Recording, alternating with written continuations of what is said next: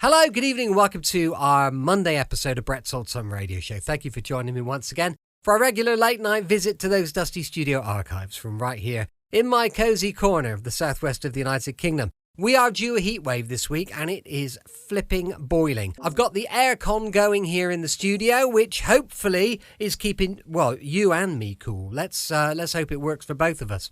I'm Brett, I'm your host for A Night Sun podcast, and whether you're listening as part of your evening wind down or whatever reason you are here, whatever brings you here, thank you for coming. We really appreciate it. Tonight's episode of Suspense was first broadcast on the 21st of December, 1944. It's called The Brighton Strangler. Now, Roma Wines present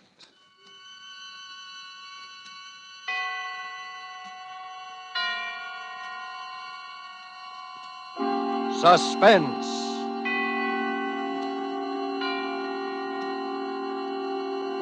Tonight, The Brighton Strangler, starring John Loder with June Dupre.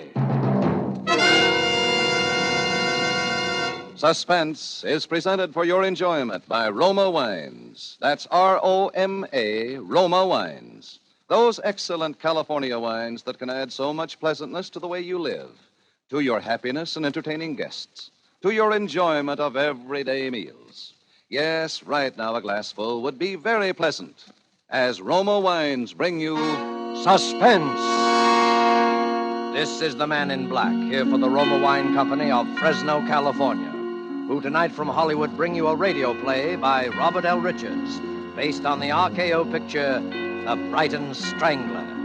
The stars of the production are appearing with us this evening in this drama of an actor who specialized in murder and of a girl who became the unwilling heroine in a real-life play. And so, with The Brighton Strangler and with the performances of John Loder and June Dupre, we again hope to keep you in suspense.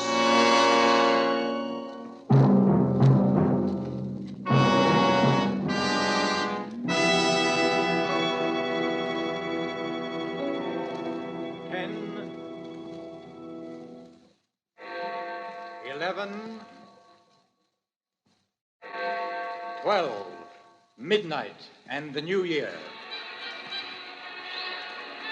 Oh, Edward, it's been such a lovely holiday. April, my dear, I wouldn't stand too near the edge.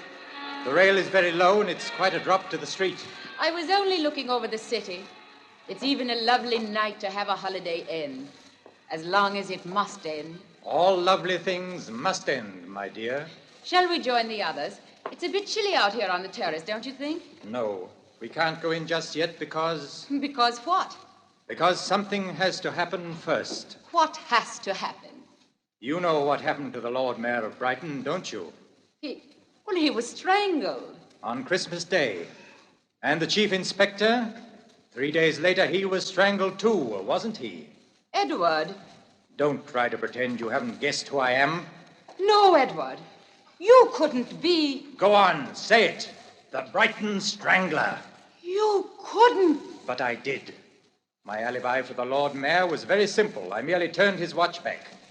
And for the Chief Inspector, you yourself supplied me with an alibi. Remember? But why? Why? Because 10 years ago they conspired to send an innocent man to prison. And that innocent man was me. And now you, my dear, are the only person alive who knows. Edward, listen to me. We're in London. It's New Year's Eve. Don't you remember how... The silk cord. Edward, you're not going to... Yes. Help! Help! That's him! Stop! Stop or I'll shoot! You've got him! Dead. At last. The Brighton Strangler.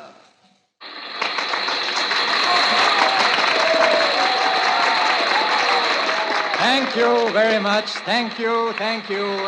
Good night.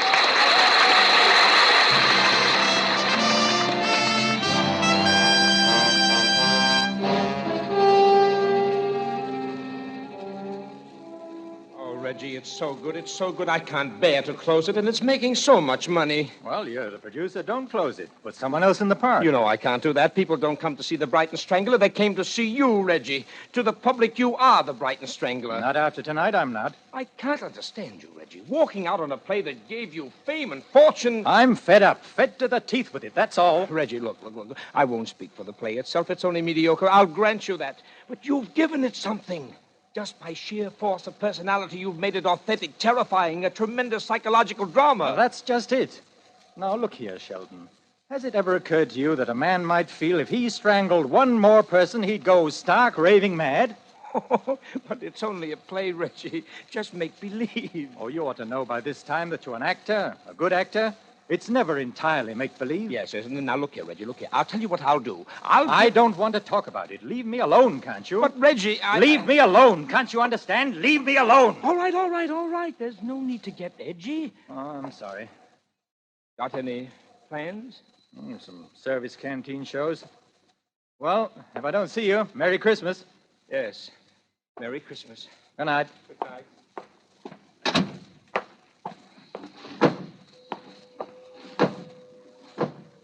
Air raid.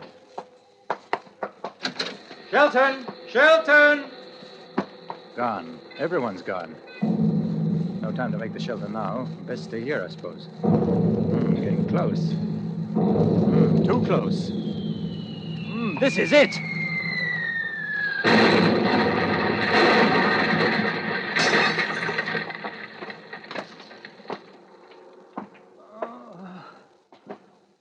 My head. Oh, it hurts. Got to get out of here. Somehow. But where? Here comes one of the chaps now. Are you all right, sir? Oh, you got a nasty gash on your head, haven't you? All right, why?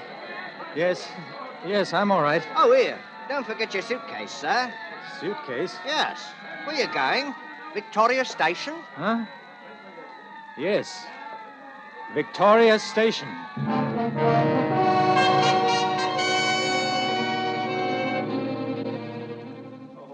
How many? 3 return tickets to Horsham. Here you are.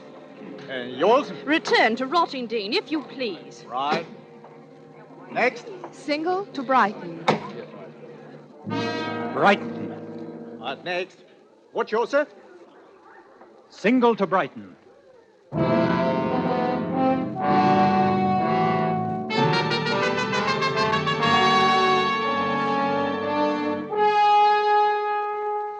Tonight for Suspense, Roma Wines are bringing you as stars Mr. John Loder and Miss June Dupre in The Brighton Strangler, tonight's tale of suspense.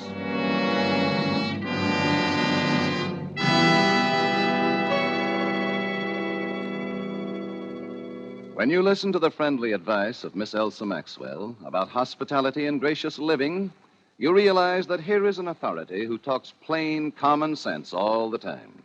I'm talking to men as well as women when I say that the finest hospitality is always simple, sincere, moderate, and natural, never the opposite. And so I'm always emphasizing that the nicest, simplest, most sincerely flattering hospitality is to serve your guests some Roma sherry with its golden amber color, its deliciously tangy nut-like flavor. It's not only supremely enjoyable before dinner or in the afternoon, it's smartly correct, a genuine compliment to your friends and to yourself. And please don't worry about special glasses. It's perfectly correct to use any nice glasses that are handy. Well, Miss Maxwell speaks more authoritatively than I can, but I will add this.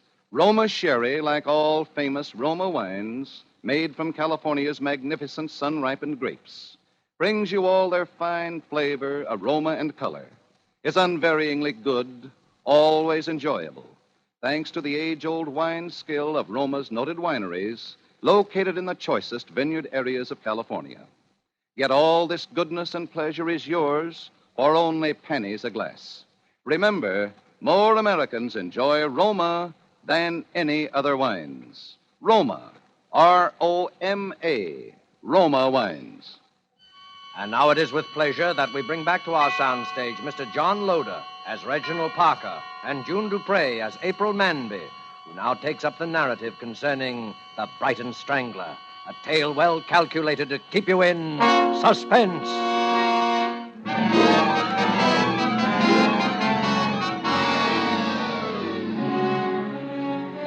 Somehow, from that very first moment, I was drawn to him. He was handsome and attractive, yes, but it wasn't that. He seemed so lonely, so much in need of help. And then on the train, when I saw that he'd really been hurt, I just threw a convention to the winds and took charge of him. You've been very kind. Well, someone had to put a bit of sticking plaster on that head of yours. Are you sure you're all right now? Oh, quite, thank you. It must have been terrible. I heard about the theater. The theater? Yes, of course I recognized you the minute you stepped into the compartment. What? You are Reginald Parker, the actor, aren't you? I've seen your picture on the billboards dozens of times. Reginald Parker. And I've been dying to tell you. My name is April. April? That's the name of the girl in your play, isn't it? And I'm from Brighton. April from Brighton. Only, of course, my last name is Manby. That's where I'm going to. Brighton. Why, isn't that nice? We do have a lot in common, don't we? Yes. A great deal, I think. Oh, we're going to have such wonderful times in Brighton over the holidays. You know, I was wondering if you wouldn't think it forward of me. What? Well, my family is having a party at our house on Christmas Day. The Lord Mayor and a lot of people are going to be there, and... The Lord Mayor? Yes, and if you'd like to come... I mean, well, I'm really not a celebrity, Hound, you know. But if you'd really like to come... Why, I'd be delighted. Oh, Mr. Parker, that would be wonderful. April, why don't you call me Edward? Edward? Oh, you mean Reginald Parker's only your stage name? Yes, yes, a stage name. Isn't that odd? I always knew actors had stage names, but I always thought yours was real. But I think I'd rather call you Reginald. Or at least introduce you to my family that way. It's so sort of confusing, two names. Well, what's in a name? Yes, after all, what is? Reginald, what's that little silk cord you keep twisting in your hands? Oh, this? Yes. I use this to strangle people. What? Oh, you mean in the play? Yes, in the play. Do you always carry it about with you? Always. Why? Oh, I don't know. For luck, I suppose. I've heard of actors having superstitions like that. Do you have many friends in Brighton? Friends? Acquaintances. I haven't been back for 10 years. They'll scarcely remember you, will they? The ones who are important will remember me. They will remember me very well.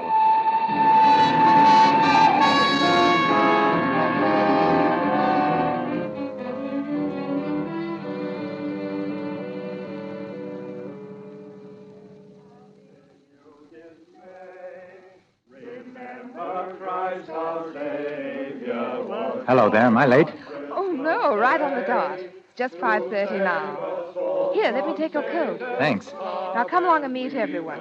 I'm so anxious for you to meet my parents. Told them so much about you. I didn't realize you knew so much about me. Silly. You know what I mean. Mother, I want you to meet Mr. Reginald Parker. Well, how do you do, Mr. Parker? How do you do? Mrs. Shackleton. How do you do? Mr. Shackleton. How are you? My father, Dr. Manby. How do you do, sir? And Chief Inspector Allison. How do you do? Well, everyone's here now but the Lord Mayor. I wonder what can be keeping him. Well, it's barely 5:30 now. It's a bit of a walk from his place. I expect he'll be along directly. Well, Mr. Parker, it's a pleasure to meet you in the flesh, so to speak, sir. I have an impression that we have met in the flesh before, Inspector. Well, not that I recall, sir, and I'm sure that I would. I would have thought so too, Inspector. If only because of our mutual adventures in villainy. Eh? Oh, I see what you mean. Well, sir, I'm a practical criminologist, or supposed to be. And I must confess that I find most of these plays and films and so on about crime rather preposterous. Why? Why, in this day and age, a man can't go about killing people without being caught. Once in a while, perhaps, but when you get these stories of chaps with 2 or 3 and a whole string of victims, oh, no, never. But, Inspector, they always are caught in the end, if only to prove to the kiddies that crime doesn't pay. But supposing it were the perfect crime. Oh, bosh, there's no such thing. Really? You interested in criminology, Mr. Parker? We ought to get together some evening while you're here. Perhaps I could give you a few experiences of my own that would amuse you. I should be delighted, Inspector. In fact, I shall make a point of it. Good. Excuse me a moment. Hello? Yes. Yes, I'll call him. It's for you, Daddy. Oh, thank you, Martha. Yes? Yes, this is Dr. Manby speaking. What? Good Lord. Yes, yes. Very well, I'll tell him, and I'll come over at once. What is it? What's wrong? Terrible thing has just happened. We'll need you on this, I'm afraid, Inspector. What's happened? The Lord Mayor has been murdered. Murdered? Can't understand it. Why, he didn't have an enemy in the world. When did it happen? He left his house at 5:15 to come over here. He was apparently attacked by someone who'd been lurking in the shrubbery of his own grounds. He was killed at 5:30. His watch had been smashed during the struggle, and that's when it stopped. And how was he killed, Doctor? He was strangled.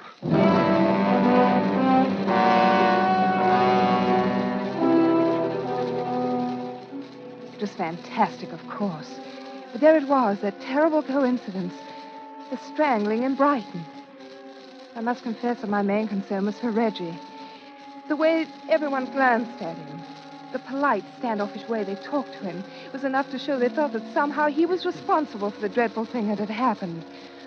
As for myself, I felt almost as badly as he did, and thought I'd never known anyone quite so brave. For it was clear he wanted to get away, and he was quite free to go, and yet he stayed on in Brighton, as though compelled to, perhaps by a strange feeling that he mustn't run off until the mystery had been solved.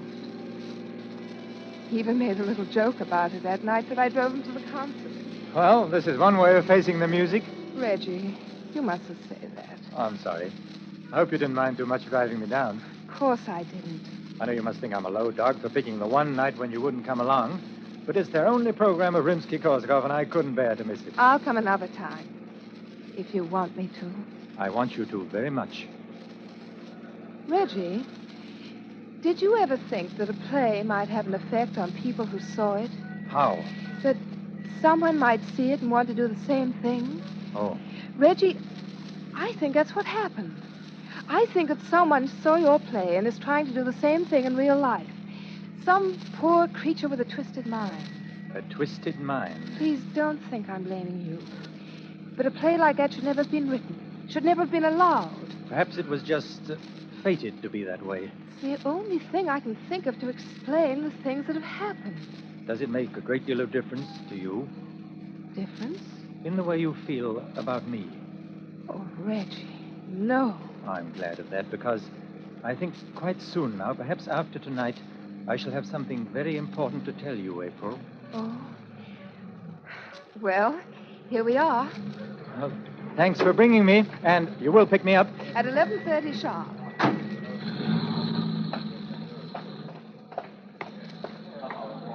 Tickets, please, sir. Here you are. First aisle on your right, sir. First seat in the last row. Am I late? No, sir. It's just about to begin, sir.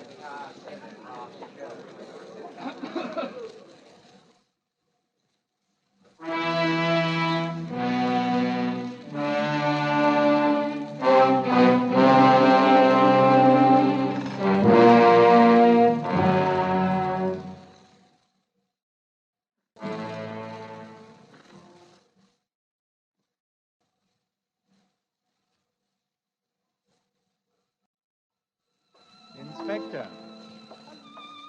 There, Parker. Come in. Thank you. I was just listening to a little music on my gramophone. Do you know it? Scheherazade? Yes, it's just 42 minutes long. Oh, is it? I never timed it. Yeah, make yourself comfortable by the fire. I was rather hoping you'd pick this evening to drop in. I'm all alone. I remember you said you'd be. You have quite a music library, Inspector. Yes. And I see you collect other things as well. Oh, my private chamber of horrors. Interested? Very much. Of course, you did want to talk about crime, didn't you? Well, each of these things, rather gruesome, most of them to you, I expect, is like a trophy to me. Now, take this butcher knife. You can imagine what that was used for, I suppose. His wife? That's it. Carved her up and put her in a trunk and checked her at Brighton Station. We didn't find her for 3 months. Never did find her head. We got the chap, though. Now, here's something you don't see very often. A hangman's noose. Yes, the fellow who wore that collar last got me my biggest promotion. It must be a great moment of satisfaction when the bolt is pulled, the rope tightens, and you know your murder is done for. Yes, it is, for a fact. But there's one trophy I intend to have here that'll make me prouder than all the rest. Just a little thing it is, too. Just a bit of cord. You mean the cord that was used to strangle the Lord Mayor? Right you are, and I'll get it. Many years ago, 10 years to be exact, before the Lord Mayor was the Lord Mayor, he was a barrister defending a client in a court of law. And let us suppose that instead of defending his client, he betrayed him to the prosecution, and the man went to prison. And let us suppose that the man returned one day, after all those years in prison, to take revenge. And he took it. Very imaginative theory, Mr. Parker. Why don't you drop into my office tomorrow and we'll discuss it further? But you've only heard half of my theory, Inspector. Let us also suppose that the representative of the prosecution to whom this innocent man was betrayed was someone more interested in collecting trophies than in seeing justice. An ambitious man. A chief inspector of police, shall we say. Someone like you, Inspector. Really, Mr. Parker. Then it would also follow that our man would strangle you. Wouldn't it, Inspector? I'm afraid play acting has influenced your judgment, sir. This is no play, Inspector. Oh, you couldn't get away with a thing like this. You've said that before. People know where you are. Exactly. You see, I am at a concert. No!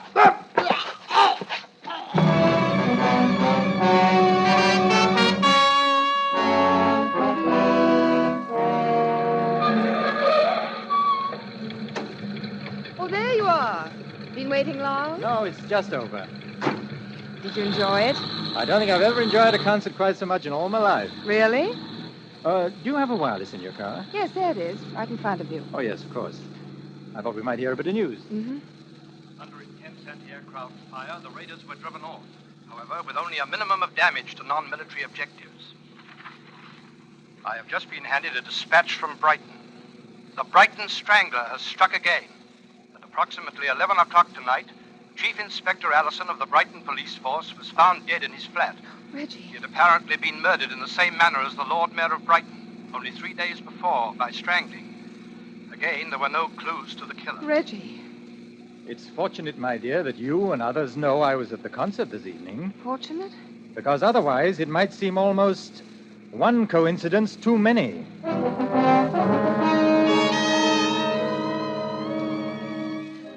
Coincidence? Suddenly, all this coincidence that had seemed only the trickery of an impossible nightmare became the evidence of terrible reality. How I managed to maintain a semblance of calm as I drove him back to his hotel, I shall never know. The next day he had left, and that afternoon he called me from London. He said it was most urgent that I see him. I knew that I must go. But first, I went to the police.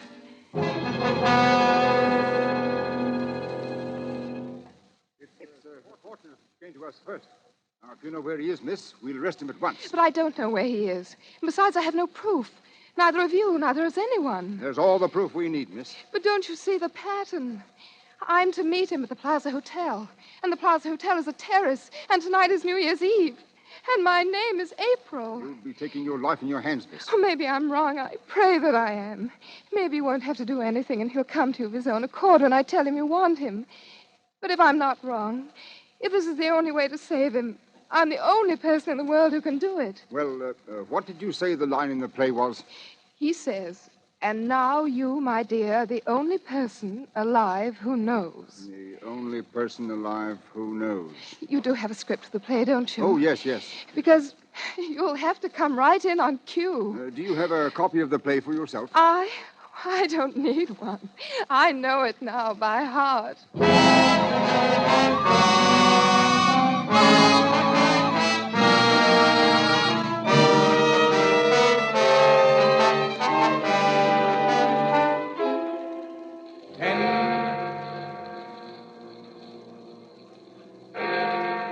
11, 12, midnight, and the new year. Shall we go in? It's a bit chilly out here, don't you think? No, we can't go in just yet because... Because what? Because something has to happen first. What has to happen? You know what happened to the Lord Mayor of Brighton, don't you? And the chief inspector, he was strangled too, wasn't he? Reggie. Don't try to pretend you haven't guessed who I am. Reggie, this is where the lines are different from the play. I've known who you are. Go on, say it. The Brighton Strangler. And now you have a silk cord in your hands and you want to strangle me. But you mustn't. Oh, listen to me, Reggie.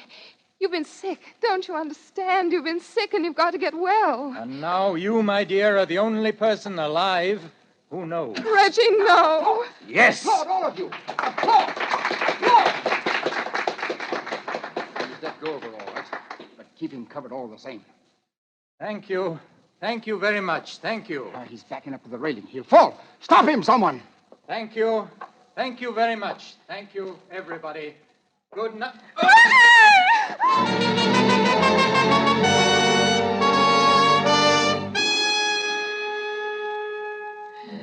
As though in a trance, bowing as he had so often to so many enchanted audiences of the Brighton Strangler, he stepped backwards towards the low parapet as though again leaving the stage, and fell. We found him on the pavement below. He was still alive. It's April from Brighton.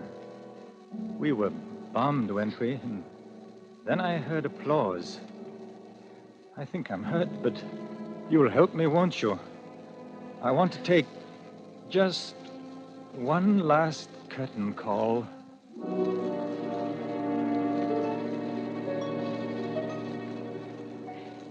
He died there, in my arms.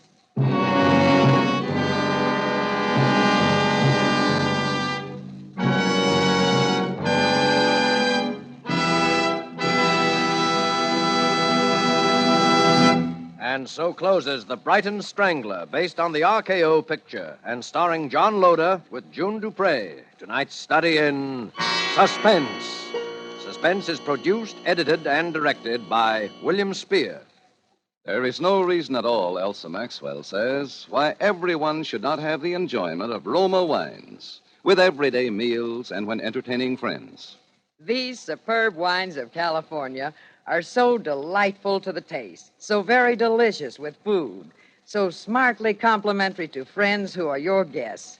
It seems a shame to me that some people still miss out on such wholesomely simple, moderate, and inexpensive pleasure. But of course, Miss Maxwell, millions already do know and enjoy Roma wines. In fact, more Americans enjoy Roma than any other wines. And that can only mean Roma wines are California's finest. Always extra good, unvaryingly fine in flavor and quality. Yet, only pennies a glass. Roma, R-O-M-A, Roma wines. Before we bring you news about next week's program, I should like for our sponsors, the Roma Wine Company, and for all of us who collaborate to bring you Suspense, Mr. Spear, our producer-director, Lud Gluskin, our conductor, Lucian Marowik, composer of our scores, Vern Surrey and Ralph Cummings, our sound crew, Bob Anderson, engineer, and Truman Bradley, our announcer, to wish you a very Merry Christmas. Next Thursday, same time, you will hear Miss Ida Lupino as star of Suspense. Presented by Roma Wines, R-O-M-A. Made in California for enjoyment throughout the world. An open telegram from Washington concerning the merchant marine, which should be listened to with vital interest by eligible members of our audience. United States shipbuilding program is being increased at enormous rate. Contracts have been awarded for hundreds of additional new ships. Every one of these ships must be manned by 40 to 50 men, most of them with previous sea experience. Long Pacific distances and expanding supply problems call for continuous employment of large numbers of men and ships until Japan is totally defeated. Universal demand for strong post-war merchant marine makes post-war opportunities in these jobs fully as great as in any American industry today.